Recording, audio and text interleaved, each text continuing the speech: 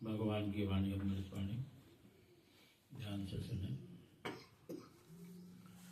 परमात्मा को प्राप्त करके जिसने समझा कि इससे बढ़कर दूसरा कोई लाभ नहीं है, परमात्मा को प्राप्त करके जिसने समझा कि इससे बढ़कर कोई दूसरा लाभ नहीं है, एक ही टाइम पे अगर 1 लाख रुपए की लॉटरी निकले और उसी समय 1 घंटे का ध्यान लग जाए या पूरा दिन भगवान का ध्यान लगे और पूरा दिन पैसा कमाने में जाए और पैसा 1 लाख मिले और पूरा दिन भगवान का ध्यान मिले, तो भगवान का ध्यान उससे अति उत्तम है।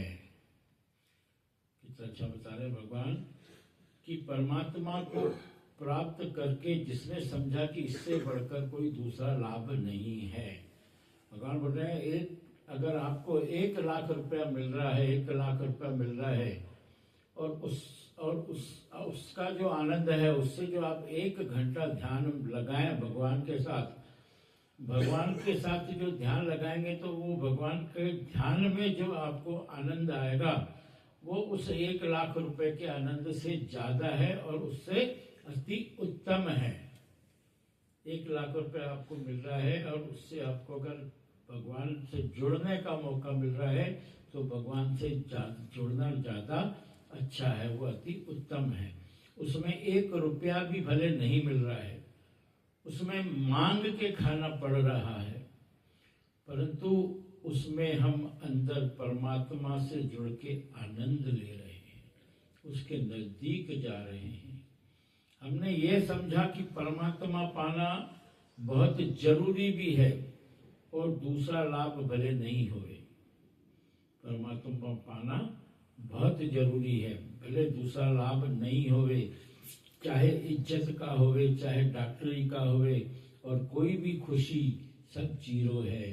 देखने में आएगा ये आदमी सूना होकर बैठा है, गुरु नानक ऐसे ही बैठा हुआ है, पढ़ा हुआ नहीं है, पर उसको मालूम है कि मैंने राजाई प्राप्त किया, माना दुनिया की राजाई से भी ज्यादा मुझे सुख है।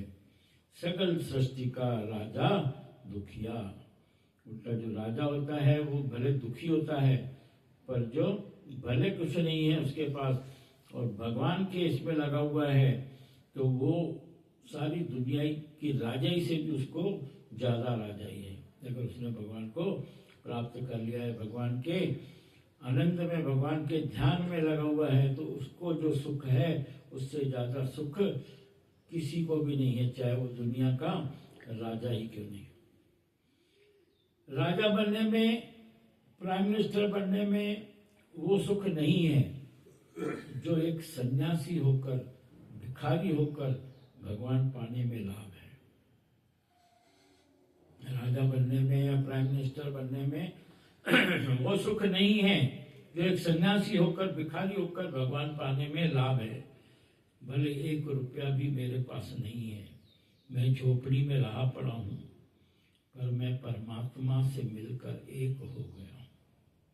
मुझे परमात्मा की फीलिंग्स है कि भगवान मेरा है, मैं भगवान का हूं। ये फीलिंग अगर हमारे में आ जाए कि मैं भगवान का हूं, भगवान मेरा है, तो उसके आनंद से बढ़कर और कोई आनंद नहीं है। भगवान से नजदीकी भी बहुत मुश्किल से मिलती है, सबको नहीं मिलती है। भगवान से नजदीकी भी बहुत मुश्किल से मिलती है। हम सोचे कि हम 1 घंटा ध्यान लगा लेंगे, तो आप बताओ 2 मिनट, 1 मिनट ध्यान लगाओ तो नहीं लगता है, फिर मन भटकता है।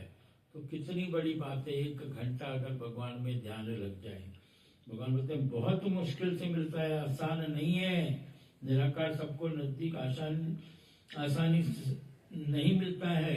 कोई बोले कि बैठे बैठे भगवान मेरे, कोई बोले बैठे बैठे भगवान अपने पास बुलाएं, अपना दर्शन दे अंदर या थॉटलेस कर दे, हम उससे मिलकर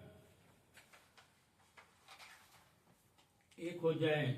बहुत बड़ी मेहनत के बाद, बड़े निर्वासनिक होने के बाद कि परमात्मा से मिल सकते हैं। बहुत मेहनत करनी पड़ेगी, बहुत भगवान भगवान करना पड़ेगा, और सबसे बड़ी बात कि निर्वासनिक होना पड़ेगा। हर चीज से, हर वासना से, पैसे के, मोह माया के, सबसे जब हम अलग होंगे तब भगवान बोले आपको परमात्मा मिल सकता है। कुछ भी कामना, कुछ भी इच्छा ना हो, सारी दुनिया भले हमारी बेइज्जती करे, निंदा करे, या हमारा हक खा जाए, घर से कोई निकाल भी दे, तो भी जो है अगर हमको भगवान से हम जुड़ पा रहे हैं, भगवान से हम ध्यान लगा पा रहे हैं, तो वो उन सब से अधिक उत्तम है। रमर्षि महर्षि का भाई बोलता था कि तू संसार में जी के क्या कर रहा है, पढ़ाई भी नहीं कर रहा है, नहीं कर पा रहा है पूरी, निकल जाओ। उसको निकाल दिया घर से कि तू खाली आंख बंद करके बैठा है, तू काम का नहीं है। बोला मुझे मालूम है, मेरे अंदर बहुत बड़ा आनंद का खजाना है। सतो रजो तमो तीनों सांप की तरह हमारे ऊपर बैठे हैं। सतो रजो तमो तीनों सांप की तरह हमारे ऊपर बैठे हैं, हमको अंदर के खजाने से वंचित रखा है। इसीलिए उस खजाने को पाने के लिए सतोगुण, रजोगुण, तमोगुण, इन तीनों का सिर काटना है। तमोगुण में तो बिल्कुल भी नहीं जाना है। तमोगुण क्या है कि इसने मेरे साथ ऐसे किया, मैं क्यों इसको प्यार करूं, इसने थोड़ी मुझे हेल्प किया, अभी ये हेल्प मांगने आया है। जब भी हम ये बोलते हैं तो हमारा तमोगुण आ जाता है। तमोगुण वृत्ति में भी हम ब्लेम दे सकते हैं, सतोगुणी ब्लेम नहीं देता है, पर अहंकार करता है कि मैंने इसको माफ किया।